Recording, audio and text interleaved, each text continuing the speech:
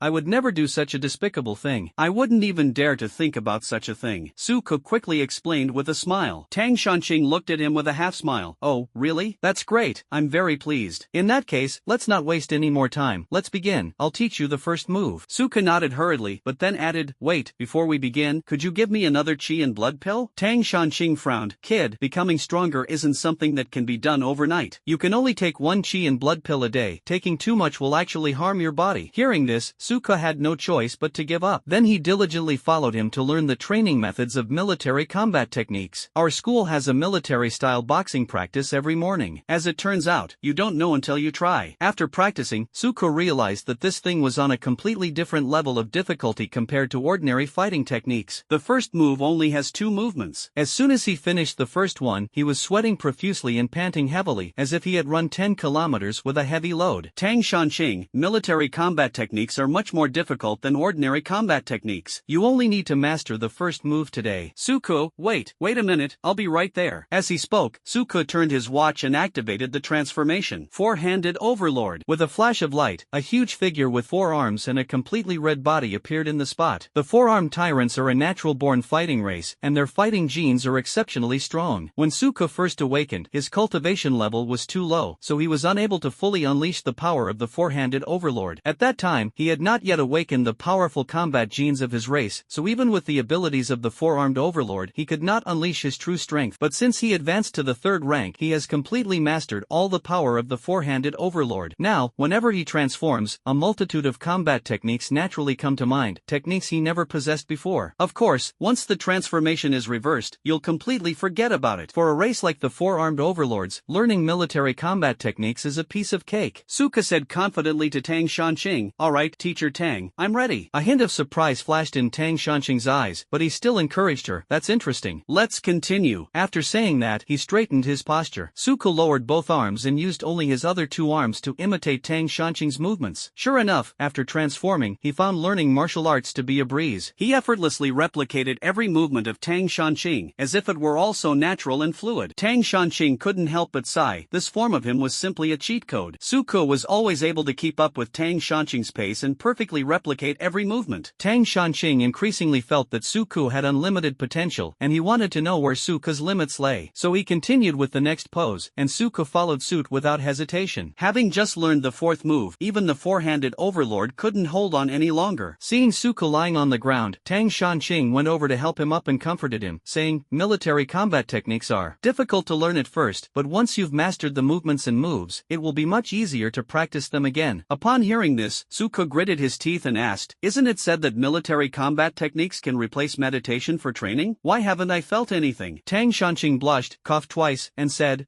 well, I forgot to tell you, just like ordinary fighting techniques are a prerequisite for military fighting techniques, meditation is also a prerequisite for practicing fighting techniques. Only when you practice meditation while punching can you activate its effect." Upon hearing this, Suko's face instantly turned extremely ugly, and he roared angrily, "What? Then all my efforts have been in vain." Seeing Suko's excitement, Tang Shanqing quickly explained, "Hey, you can't say that. Although you haven't mastered the correct method yet, at least you've learned your lesson. And through this experience, you've gained some understanding of military combat techniques, which will definitely help your future training." Suko. "Alright, let's try practicing the boxing method while using meditation this time, and see how it goes." After catching his breath, Suka stood up again. He began to perform the moves he had just learned, meticulously and precisely. As the name suggests, this set of movements is designed entirely for training purposes and has no combat or defensive capabilities whatsoever. In actual combat, if you dare to use this move, you'll probably get stabbed 32 times. After assuming the starting stance, Suko began practicing meditation and then performed the first movement. Instantly, Suko felt that the meditation technique was operating twice as fast as usual, and as he finished the first punch, meditation acted like a key, turning on a switch within his body. The surrounding spiritual energy surged into his body like a torrent. His absorption rate of spiritual energy doubled again. Feeling the changes in his body, Suko was overjoyed. With the accelerated meditation technique, he achieved a cultivation speed 3 times faster after only performing the first movement. Tang Shanqing, if you stand still, you can only maintain this state for 5 minutes. As long as you repeat this movement, you can continue to maintain it. Suko was not satisfied with the status quo, and he began to use the second move. However, he found that he encountered great obstacles as soon as he made the first move of the second move. He felt his body becoming uncoordinated, and it felt as if a 1,000-pound weight was pressing down on him, making it difficult to move. This directly interrupted Suko's cultivation. He looked at his 4 hands with a puzzled expression, somewhat confused. "Tang Shanqing, your form does indeed make it easier for you to learn military combat techniques. However, normal learning is simple, but if you practice and cultivate simultaneously, the difficulty will be magnified several times. I'm already quite surprised that you've learned the first move. Most people would need at least 10 days to 2 weeks to learn it. Don't rush into the second move. The first one is enough for you now." Suko nodded emphatically and said, "I understand." Tang Shanqing looked at his serious expression and nodded in satisfaction. He continued, "There are 10 forms in total. Each time you perform a form, your cultivation speed will double. If you can master all 10 forms, and combine that with the acceleration from meditation, you will have a cultivation speed of 12 times. This means that even if you have mortal level talent, you can still have an earth level cultivation speed.